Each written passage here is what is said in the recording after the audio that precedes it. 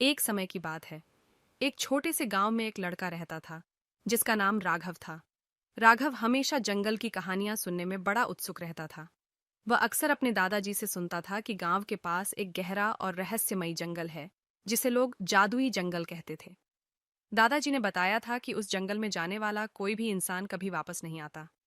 यह सुनकर राघव के मन में उस जंगल को लेकर जिज्ञासा और भी बढ़ गई।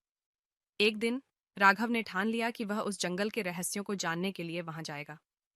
राघव ने अपनी यात्रा की तैयारी शुरू की। उसने अपनी थैली में कुछ रोटियां, एक पानी का घड़ा और अपने दादाजी की दी हुई पुरानी किताब रखी। दादाजी ने उसे चेताया, बेटा, अगर तुम जंगल में जाओगे तो याद रखना कि वहां हर चीज वैसी नहीं होती जैसी दिखती है।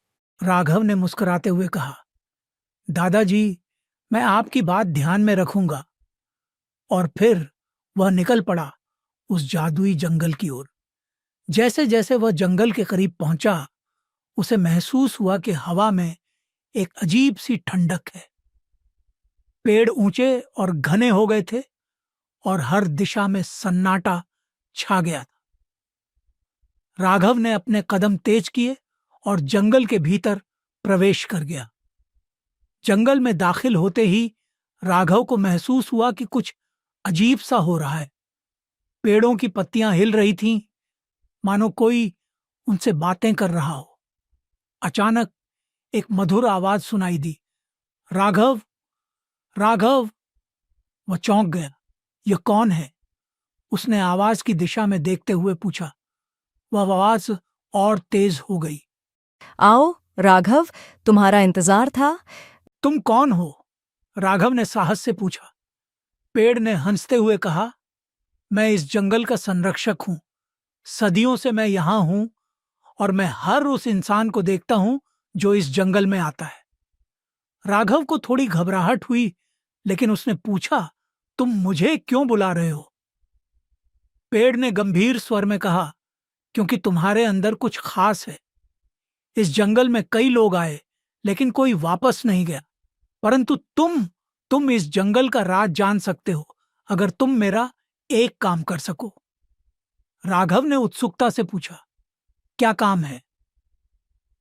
पेड़ ने धीरे धीरे कहा, इस जंगल के भीतर एक और रास्ता है जो सबसे गहरे स्थान की ओर जाता है।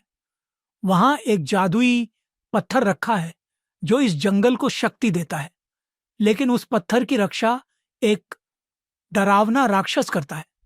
अगर तुम वह पत्थर ला सको तो मैं तुम्हें इस जंगल का सबसे बड़ा रहस्य बताऊंगा। राघव को थोड़ी घबराहट हुई, पर उसने मन ही मन ठान लिया कि वह इस काम को करेगा। उसने पेड़ से दिशा पूछी और उस रास्ते पर चल पड़ा। जैसे जैसे वह आगे बढ़ा, रास्ता और भी खतरनाक होता गया। चारों ओर अजीब सी आवाजें गूंजने लगीं।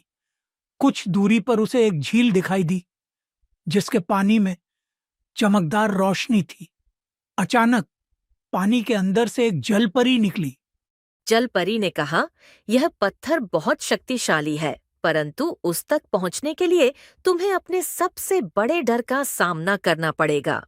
राघव ने जलपरी का धन्यवाद किया और आगे बढ़ा। अब रास्ता और भी अंधेरा हो गया था।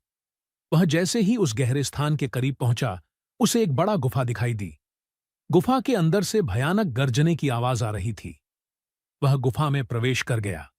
अंदर घना अंधेरा था, परंतु उसने हिम्मत नहीं हारी।